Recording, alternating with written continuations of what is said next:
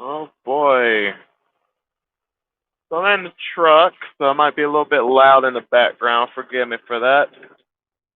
But, shout out to Ike. I was watching his show and then and I was thinking about something.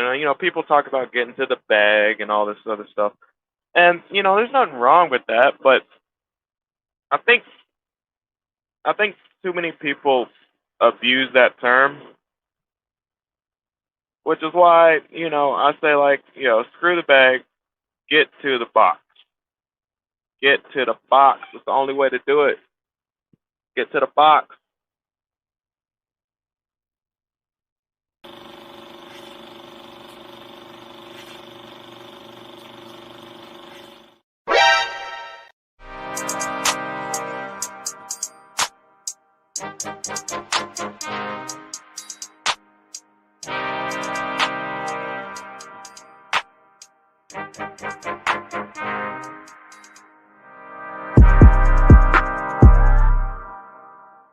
Put some respect on my name. You understand me? When y'all saying my name, put some respect on it.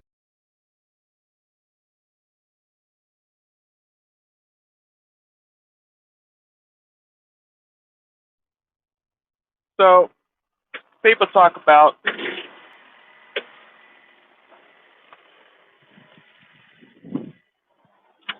I'm getting to the bag or get to the bag, which I do believe the bag is important, but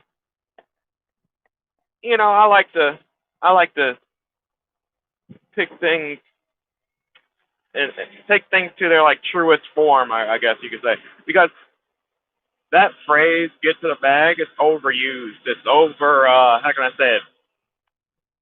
It's definitely abused. Like a lot of people talk about, oh, I'm getting to the bag because they work in 60, 70, 80, 90 hours a week or whatever, right?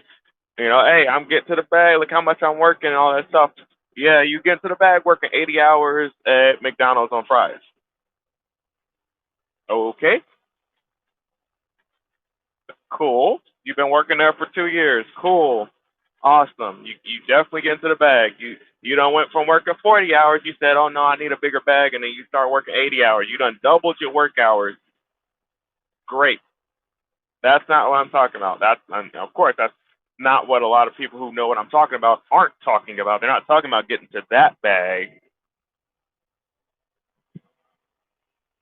I refer to I've always been a hard worker, but I had to learn how to work more effectively. And I've had some people in my life who let me know like, hey, it's not all about working hard, it's also working smart. Because some people earn more than others. You can absolutely work 80, 90 hours a week, and somebody working 40 hours is making more than you. So when people talk about getting to the bag, they just talk about the one dimension of it, which is, oh, I'm working a lot and I'm working hard. Okay? So I think that actually needs to be changed or altered. Like when people talk about getting to the bag, for the people that actually are getting to the bag, yes, they can use that terminology. But they're already on a class of their own. Shout out to the Ike Ogiamiens of the world. Shout out to Anton Daniels. Shout out to Jason Black and all those other guys. They're on a different level than most people. But the problem is,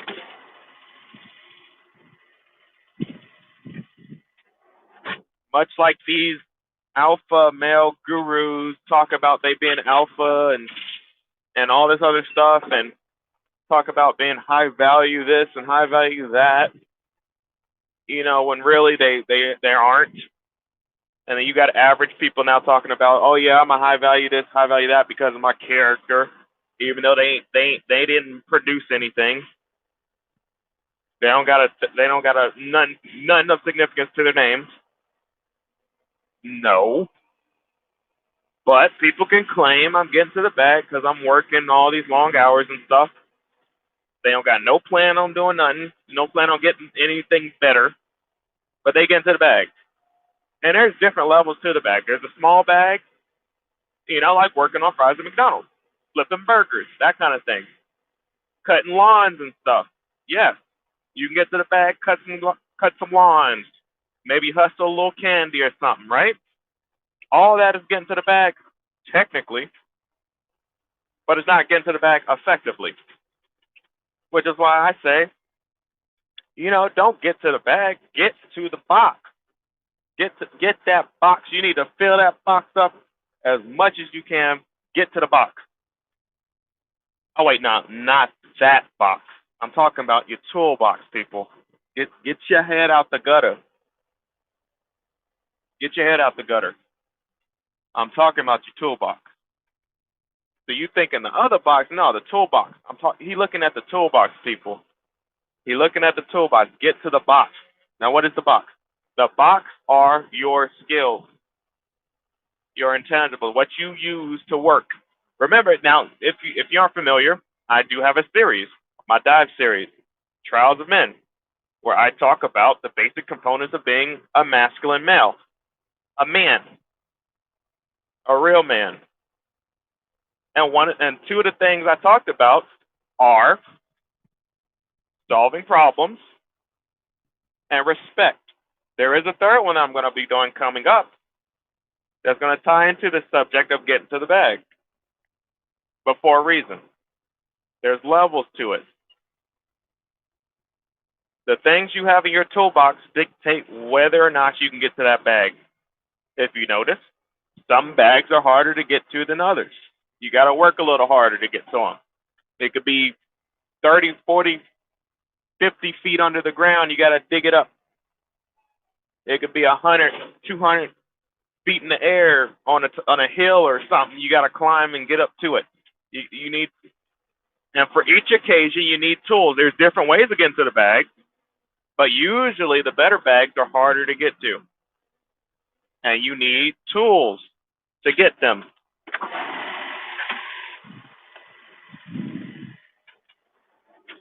Now, when I talk about respect and why it's so important for men, I also refer to how society today has evolved to be a society of specialists. Yes, there is some benefit of being a jack of all trades once you already specialize in something, because then you're able to leverage what you already specialize in. Or if you build a significant network, you use your network then to become better, well-rounded. And then essentially you might be deemed a jack of all trades, but really you technically still specialize in something.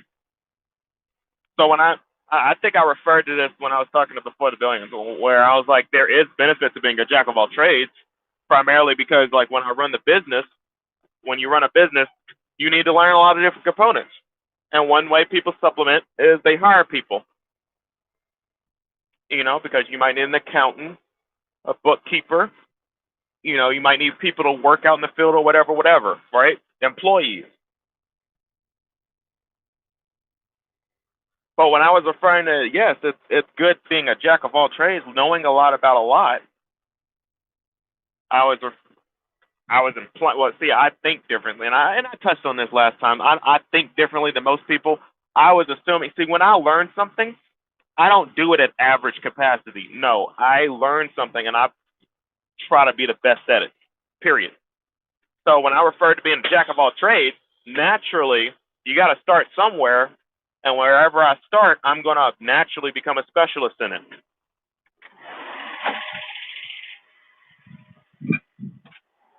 And then I tack on additional skills on top of what I already specialize in.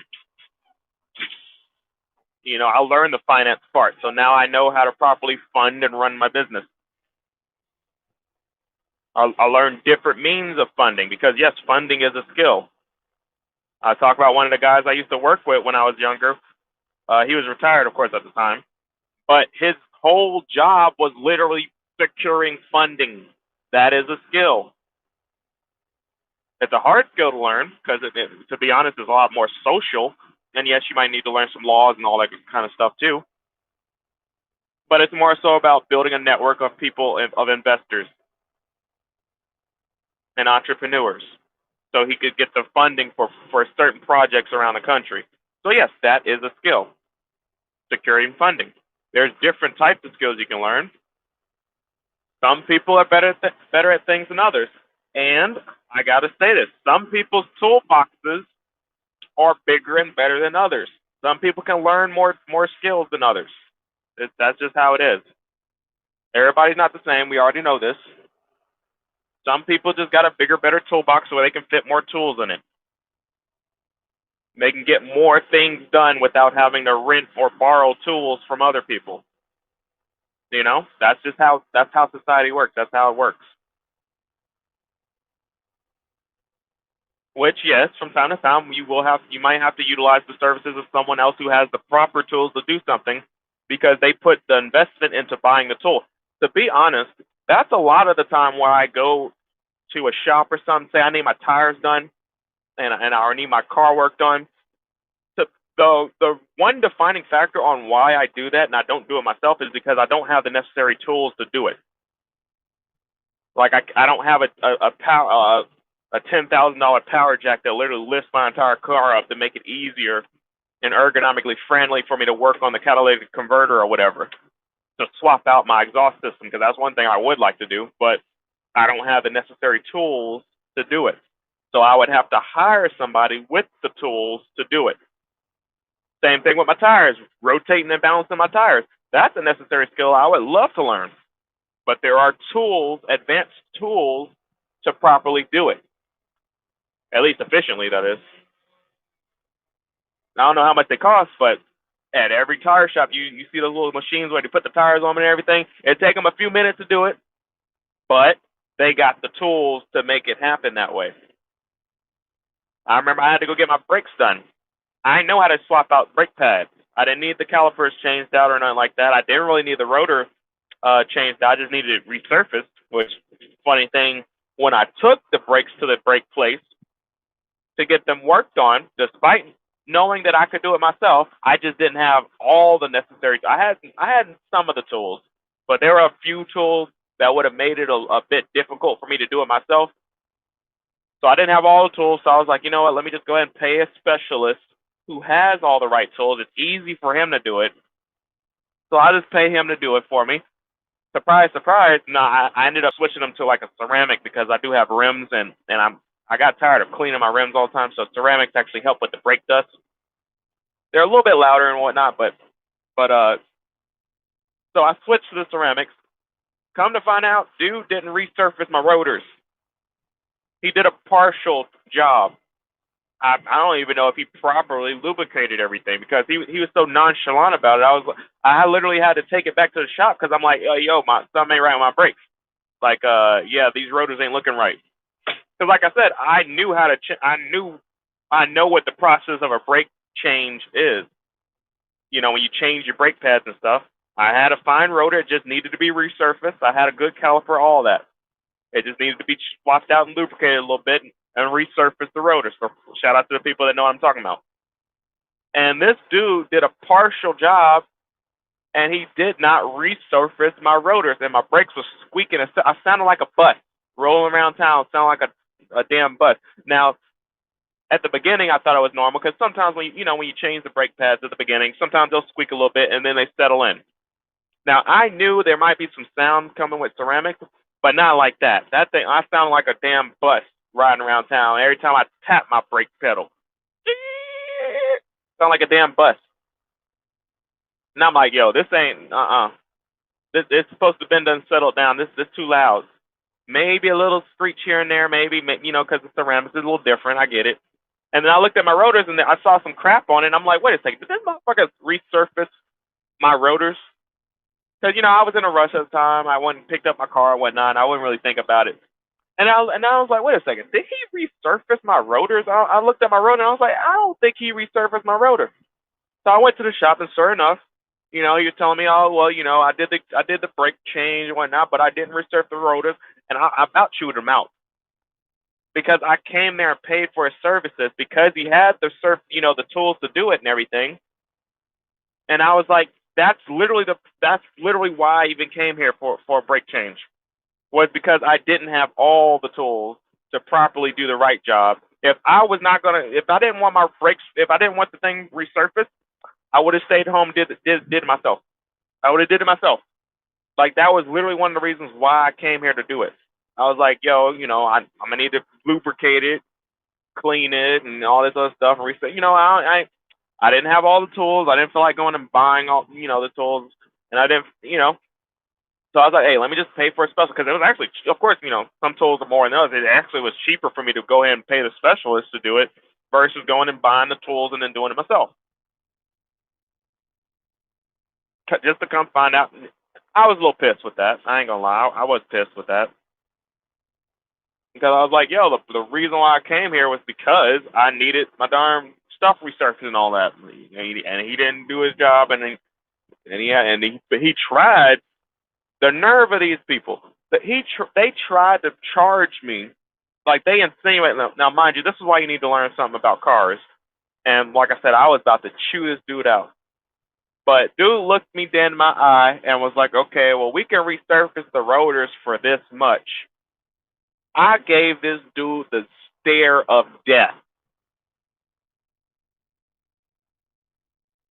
I was like, what the hell are you talking about? You can do it for this much. You gonna give me a discount? I said, this better be free.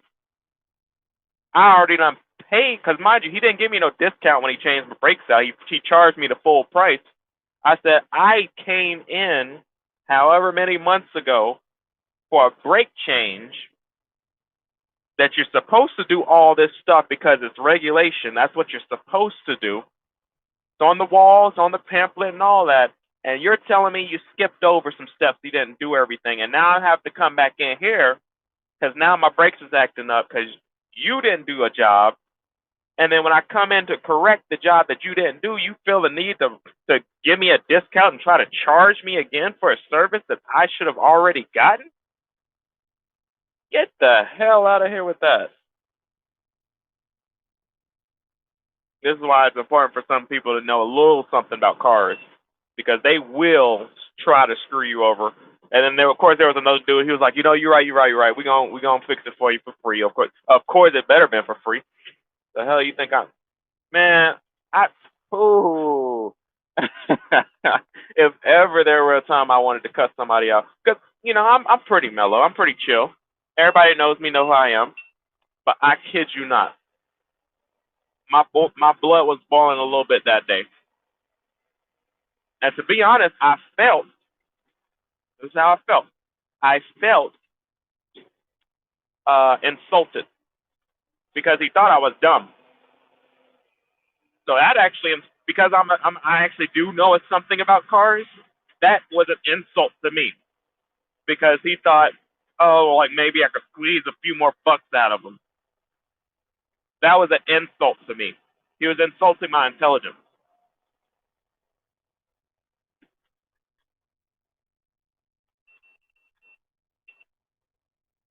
And I didn't take too kindly to that. Not at all.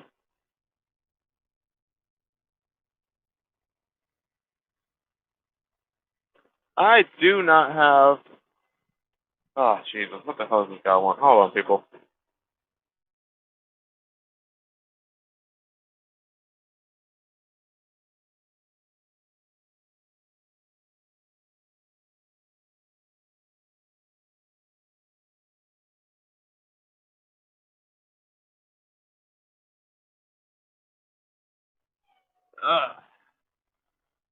Let me see here.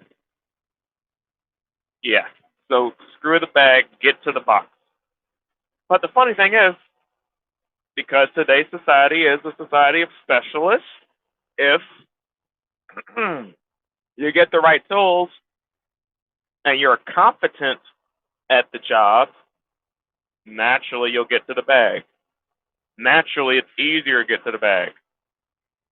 And it's easier to get to different bags because there's levels. It is possible your tools outgrow your box. Remember, I said everybody's box is different from the get-go, but you can get a better box. You can get a bigger box. And in some cases, you might not even need a box. You need a warehouse. Because when you really start getting to the bag, you start getting into heavy industrial stuff. You got big tools now. Big boy tools. The stuff where your little toolbox that you had, it was good. It was good while it lasted, but now you on a totally different level, and now you really moving stuff. You need a warehouse.